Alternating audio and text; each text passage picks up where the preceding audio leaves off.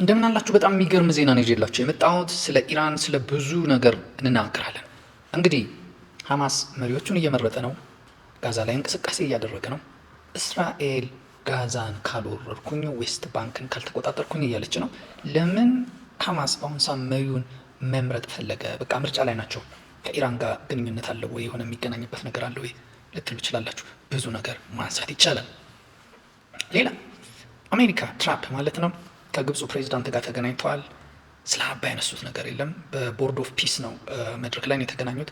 ስንት ጊዜ ከእሳቸው ጋር ሲገናኙ ያወሩ ይናገሩ ነበር። አሁን ስለ አባይ፣ ስለ ናይል፣ ስለ ውሃ ምናምን ተራበ፣ ፒራሚዱ ተጠማ፣ በቃ የለም። ሰው የኢትዮጵያ ዲል የሰራ ይመስለኛል። ሌላ ምን መሰላችሁ? በጣም የምነግራችሁ አሜሪካ ኢራንን ትመታለች አትመታም የሚለው ነው። አንድ ነገር ልንገራችሁ። አሜሪካ ኢራንን ከመጣች በሬ ወለደ ማለት ነው። አሜሪካ ኢራንን ከመጣች እኔ ዋሻው ማለት ነው። በቃ በሬ ከወለደ እኔ ዋሻው፣ በቃ የሆነ ሲስተም ተብላሽቷል ማለት ነው። ዋሻው ስላችሁ በቃ እኔ ሎጂክ ፌል አድርጓል ማለት ነው። በፍጹም አትመጣም። በቃ ምንም 99% ላለው 1% ሜቢ ሰይጣን የሚያሳስታቸው ከሆነ ብዬ ነው። ለምንድን ነው እንዲያልኳቸው መሰላችሁ? ትራምፕ የዩፎን ነገር አነሳ። በቃ ዩፎ ለህዝብ የዩፎ ጉዳይ ይሄ የማይታወቁ ፍጥረታት የሚባሉት ለህዝብ እንዲገለጥ ተናገረ። ይገለጣል ብላችሁ ታምናላችሁ? ይህ እኮ ዝም ብሎ የኤፕስቲን ምናምን ዶክመንት ጉዳይ አይደለም።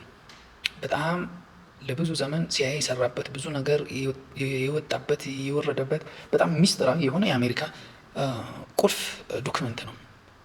ህዝቡ በዚህ ሲወራጭ ሲያወራ ምን ሲል የኢራንን ጉዳይ ይረሳል። እንዴ ሰውዬ ኢራንን ሊመታት ነው እንዴ? ይኸው ዝም አለችው እኮ እንዴ? እስቲ በስማም ዝም ብሎ ነው እንደሚያወራው ምናምን የሚባለው ነገር ይቀራል። ዳይቨርት ያደርጋል። ይህ ወሬ መበተኛ ይባላል። የኢፎ ጉዳይ አሁን ይለቀቃሉ ለህዝብ ይፋ ይሆናሉ? አይ ዶንት ቲንክ ይሆናል ብዬ አላምንም። ግን ወሬው ግን ህዝብን ዳይቨርት ያደርጋል። ሰዎች በኢራን ጉዳይ በምን ዙሪያ ያለውን ነገር ይተውታል ማለት ነው። ትኩረታቸውን አሁን በቃ ሶሻል ሚዲያው ትልቅ ሚዲያው ሳይወጣ በዚህ ላይ ነው ትኩረታቸው። የኢራንን ጉዳይ ተውትና ወደዚህ ማለት ነው። ትልቅ አጀንዳ አይደለም ማለት ነው። ገባችሁ? ሌላ የእንግሊዝ ጉዳይ ነው። እንግሊዝ አንዲት እንኳ የጦር ቤዜን ለአሜሪካ ኢራን እንድትመታበት አላደርግም አለች። እንግሊዝ እንዲህ ብላ አታውቅም። አሜሪካም ላጨከንም ማ ብሏት ነው እንዲህ? ትራምፕ ላይ ላት ይችላል፣ ሲአይኤ ብሏት ሊሆን ይችላል። ይህ ውስጥ አዋቂ የሆነ ምን ማለት ነው ይሄ? ለእስራኤል ነው እየተነገራት ያለው። ይኸው ወዳጅ ምላት እንኳ የአየር ቤዟን አልሰጣለችኝ፣ የጦር ቤዟን አልሰጣለችኝ። ምን ለሆኝ ነው ማገዝሽ ታዲያ? ምን ለሆኝ ነው መዋጋው? ይሄ በጣም አደገኛ ነው እዚህ ጦርነት ላይ ለመሳተፍ እና ከአሁኑ ተዘጋጂ ማለት ነው። ትራምፕ እፈልጋለሁ ብሎ ሊፎክር ይችላል፣ ግን አሜሪካ በተቋም የምትመራ ሀገር ናት። በጣም ትልቅ ሀገር ናት እና ዝም ብሎ እሱ ሲሳሳት ዝም ብለው እሺ የሚሉት የሉም።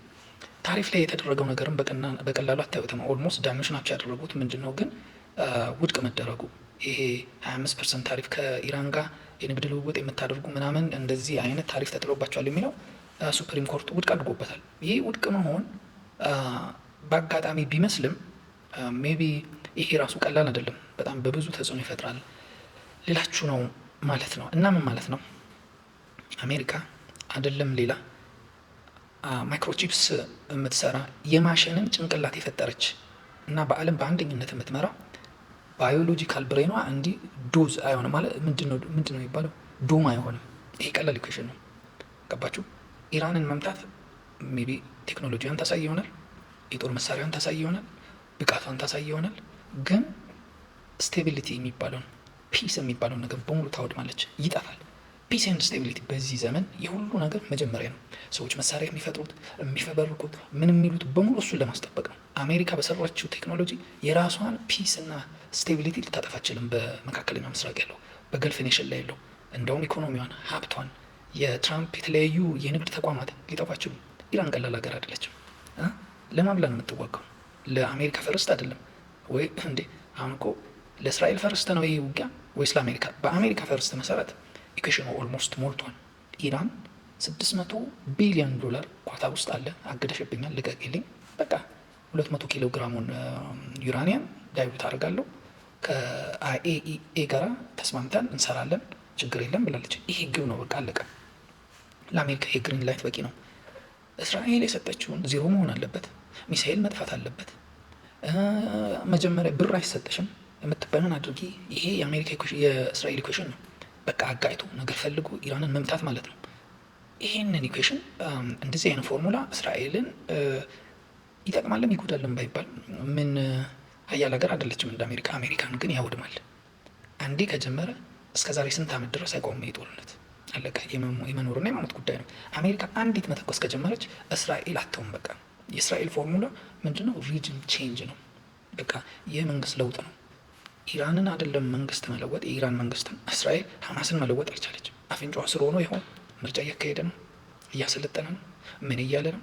ከሳምንት ከሁለት ሳምንት በኋላ ተመልሼ ይገባለሁ እያለች ነው። ዌስት ባንክን እጠቀልላለሁ እያለች ነው። ከ2 ዓመት በላይ እስራኤል ብቻ አይደለም መንግስትን ለመለወጥ ሶማሊያ የትኛው ሚሳኤል ኖሯት ነው? የትኛው ኒኩለር ኖሯት ነው? እስካሁን እኮ አልሻባብ ምናምን እያሉ እኮ ይኸው አለ እኮ በየጊዜው ይኸው ምስራቅ አፍሪካ ላይ ያለው የአሜሪካ ፖሊሲ አልሻባብ ላይ መሰረት ያደረገ ነው። አንዴ መጥተው ቀንደብ አድርገው መጣል አልቻሉም። ከብዷቸዋል ማለት ነው። አይደለም ኢራንን ማለት ነው። ገባችሁ? አሁን እናንተ ምንም ብሎ ምን አሜሪካ ኢራንን ትመታለች ማለት በቃ በሬ ወለደ ማለት ነው። በሬ ወለደ ነው። ለምን በቃ አትመታም።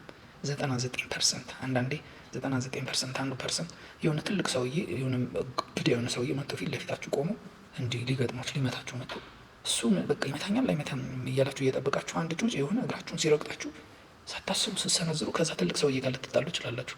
እስራኤል መታ የኢራንን እግር ካረገጠች እና በዛውም እስራኤል አሜሪካንን ካላሳሳተች በስተቀር የሚሆን ነገር የለም።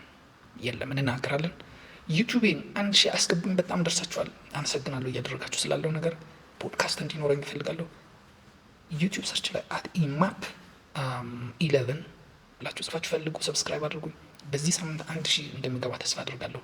አመሰግናለሁ። ነገ እንቀጥላለን።